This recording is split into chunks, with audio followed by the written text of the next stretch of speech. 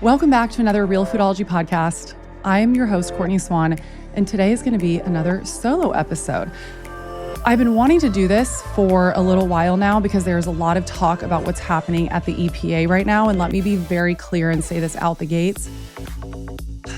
I'm not happy with a lot of what's going on right now.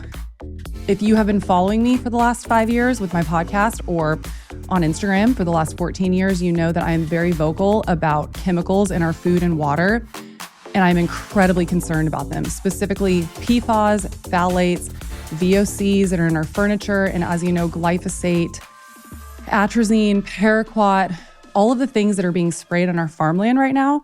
These are all chemicals that should be regulated by the EPA, and pretty much none of them are being regulated by the EPA. Now, there's a lot of chatter online about this right now, which I just want to call out because I find it incredibly convenient that the accounts that have been going after me for years saying that I'm a quack are all very vocal about what's happening at the EPA and these supposed rollbacks. So let's go into it. There's some half-truths happening right now, and I want to get the truth out and let you guys know exactly where all of this stands. So let's talk about PFAS first.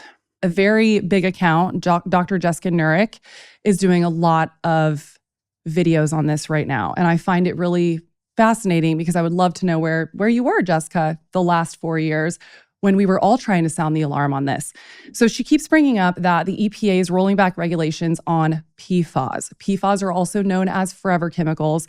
They are found in nonstick pans, so all your nonstick cookware, including air fryers, waffle makers, anything that has that nonstick lining, potentially has PFAS, and it's safe to assume that they have PFAS in there. They're also found in things like waterproof jackets, rain jackets, your ski gear, all of that is coated in PFAS.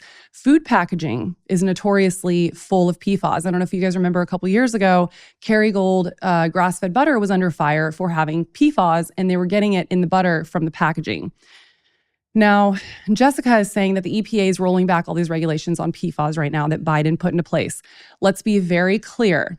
We have known the science about how bad PFAS are for us since the 90s. And no president has ever done a thing about it until Biden, and we will give Biden administration credit for that because I'm not in here trying to take sides. I'm in here for the American people and for our health, and I'm not going to not say that we have a win on one side just because I don't agree with who's doing it. However, it was not as big of a win as we would all hope for it to be. So in 2024, they put regulations in place to regulate water, PFAS in water. And now Jessica is saying that the Trump administration is rolling those back. But this is the truth. So Biden's EPA made rules for 6 different PFAS chemicals, and Trump's EPA is keeping the rules for 2 of them. So they're keeping rules for 2 of them, which are the worst offenders, PFOAs and PFOSs. So they're not rolling those back. Those are staying in place. But they're dropping or delaying the other 4, saying that the rules were too fast or too expensive for water systems. So meaning that cities may not be able to pay for or keep up with the maintenance of regulating and filtering out the PFAS in the water systems. Now, I don't like this. I'm not agreeing with this. I'm just telling you the truth of what is actually going on right now with the EPA rollbacks. They're also extending deadlines for cleanup and testing, and they're pushing them further out. So it's a rollback in that sense, but it doesn't mean that the EPA is not saying and acknowledging that PFAS are safe and that they're not fully being regulated. Now, here is my beef with this. Yes, we need regulations on PFAS in water, but if we are not going to the source of where these forever chemicals are actually coming from, how they're getting into our food and into our water in the first place, what are we really doing here? So yeah, we can regulate how much is allowed in our drinking water, but why are we not going to the source in the first place? Why are we not banning and regulating companies being able to use them in clothing in the first place? Why are we not regulating companies being able to use them in their cookware? Why are we not concerned about PFAS showing up in food packaging? That's honestly what I'm more concerned about. And look, any win is a win. Of course, we want regulating of PFAS in our drinking water, and I am all here for it. And I want the EPA to go harder on regulations. But the fact of the matter is, and this is the real issue, No president's administration has ever gone after any of these chemicals. I mentioned earlier PFAS. We've known the science behind PFAS and how bad they are for us since the 90s. They didn't even put regulations in our drinking water until 2024, until last year. Not to mention the IARC, the International Agency for Research on Cancer, they classified glyphosate, which is a widely used herbicide that's sprayed all over our farmland and ends up in our food, in our water. They classified glyphosate as a probable human carcinogen in 2015. Do you know who was president in 2015? Obama. Has Obama or did Obama do anything about glyphosate after that classification? No. Has any president since then done anything about that classification of it being a probable human carcinogen? No. My point is, myself and many activists like me have been voting blue most of our lives, begging these administrations to do something about these chemicals, and they have ignored us. They have never done anything. We have a problem in America with corporate capture, with industry caring more about their profits than human health, and this is a problem across the aisle. This is a Republican problem, and this is a Democrat problem. No president has ever done anything about glyphosate. They have barely touched the surface about PFAS. Let's talk about what happened in Flint, Michigan. The water crisis in Flint, Michigan started in 2014. The EPA region staff knew by early 2015 that Flint's water was not being treated, which violates federal law. There was internal emails showing that the EPA scientists raised alarms, but leadership hesitated. The EPA did not issue an emergency order until January of 2016. Again, I am not making excuses for anyone. What I'm trying to get people to understand is that this is a problem of deep corruption that's been happening in our government for a very, very long time. Same thing with BPA. Let's talk about BPA and the lack of regulations that the EPA has done on that. So in 2010, they released a BPA action plan acknowledging BPA's reproductive development and environmental risks. They started monitoring BPA in water, the environment, and industrial releases, did an alternative assessment to encourage industry to move away from BPA, so like thermal paper and all that. They talked a lot about it. They have not banned or restricted BPA under federal law. There's no enforceable limits for BPA in consumer products, food packaging, or water. And EPA explicitly said it does not plan to regulate BPA at this time. Again, this is not a Republican issue. This is not a Democrat issue. This is an example of deep corruption that's been happening in our government for a long, long time. And the reason that I'm really pointing this out is because I'm so sick and tired of now, conveniently, there's these big influencers like Dr. Jessica Nurek that are putting these videos out and they're sounding the alarm and going, oh my God, the EPA is doing this and that and that. Well, it's really convenient they're talking about that now and they're blaming it all on the Republicans and acting as though the Democrats would have done anything about this. Do you think that Kamala would have had the balls to stand up against the chemical companies, the big chemical companies in this country, or the big agrochemical companies in this country? If you think that Big Pharma is corrupted, you have no idea how corrupt big agrochemical companies are and how deep their tentacles go into our government. And this is my point, you guys. Everyone's fighting. I'm getting DMs from people blaming me, and they're mad at me because of who I voted for in this last administration. And it's really convenient. I like to say, welcome to the conversation, guys. I'm so glad that you're here and now you're really angry about these chemical companies that are poisoning us. Welcome. People like myself have been talking about this for over 14 years publicly, and we've been trying to get this fixed.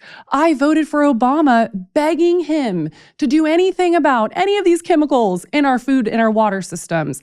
I voted for Biden, begging for him to do anything about it. They ignored glyphosate, they ignored BPA, they barely touched PFAS, like we already mentioned, all of this. So my point is, your fellow humans, your fellow Americans are not your enemy here. Stop turning this into a left and right division. This is not... This is not a time for us to be fighting and getting mad at each other and pointing fingers. The Democrats have had 16 years to do this and clean this up. And guess what? They've never done anything about it. So what are we talking about here? Yeah, I'm pissed. I'm pissed that the EPA is not doing more right now. And actually, I have another thing that I want to talk about that they're doing right now that I am pissed about. And I'm not happy with the Trump administration about this. But let's be very clear. I have not been happy with the Biden administration about this. I have not been happy with the Obama administration about this. So we have to be very clear about who our enemy is, you guys. Your fellow humans, your fellow Americans are not your enemy. We all need to band together because it's we the people against the chemical corporations that have captured our government and they have poisoned us for decades and they have hidden all of the science behind it. I have promised you guys from the very beginning that I will not just blindly take sides and just say, yeah, I agree with everything that this administration is doing and everything that they're voting in and putting forward, because that's not who I am. I've been very clear and I made a promise to you guys in the beginning that I would be very vocal about the things that I'm not happy about. And I'm being very vocal about the things that I'm not happy about. And let me be clear, there's been a lot of amazing things that have happened under MAHA that I'm very excited about. And I'm very excited to see what continues to happen. But the stuff with the EPA does not look good right now. And I am pissed, but it's not new. It's not new. So they are quietly trying to rewrite the TSCA rules right now. TSCA is the Toxic Substances Control Act.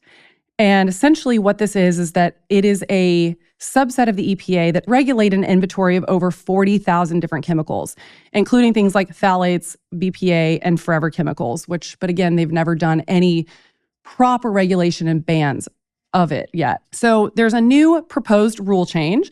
The EPA could open the gate for more hazardous substances to enter our everyday products while making it easier to keep dangerous chemicals on the market with minimal safety data. And there's all these accounts online saying, MAHA got duped, MAHA got duped. Guys, we all got duped. The American public got duped, and we've been getting duped for a very long time. Unfortunately, this is not new. This is what we've been seeing with big food, big ag, big pharma. In this country, we allow big industry to care more about profits than they do about Americans' health. And this is a problem. Corporate capture is nothing new. I have a whole post about this on Instagram if you guys want to see more, but I am actively working on this right now. I am texting with my fellow friends my colleagues that are in the MAHA movement with me, and we are all very unhappy about this, and we're trying our best to do what we can to sound the alarm, to get the public behind us.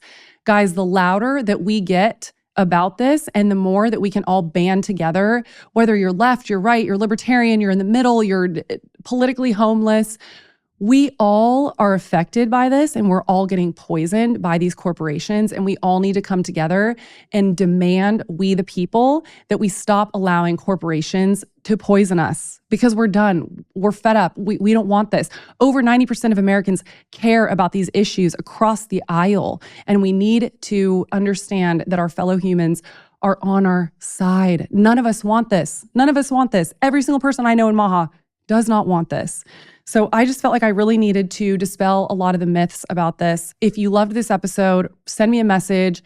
Please share this with everyone. Post about it, tag me, share with your friends, because the truth needs to get out there. We have to stop fighting and being divisive about this and come together, and we all have to fight this together, because I don't want to have to worry about all the poisons that are getting sprayed on our food and on our farmlands and getting into our water systems. And I know that you don't want to either. And we're all fed up. So thank you so much for listening. If you could take a moment to rate and review the podcast, it would mean so much to me. It really helps to get this podcast into more ears. And I hope that you loved the episode. Until next time, thanks, guys. Thank you so much for listening to the Real Foodology Podcast. This is a Wellness Loud production produced by Drake Peterson and mixed by Mike Fry. Theme song is by Georgie. You can watch the full video version of this podcast inside the Spotify app or on YouTube. As always, you can leave us a voicemail by clicking the link in our bio. And if you like this episode, please rate and review on your podcast app. For more shows by my team, go to wellnessloud.com. See you next time. The content of this show is for educational and informational purposes only. It is not a substitute for individual medical and mental health advice and doesn't constitute a provider-patient relationship. I am a nutritionist, but I am not your nutritionist. As always, talk to your doctor or your health team first.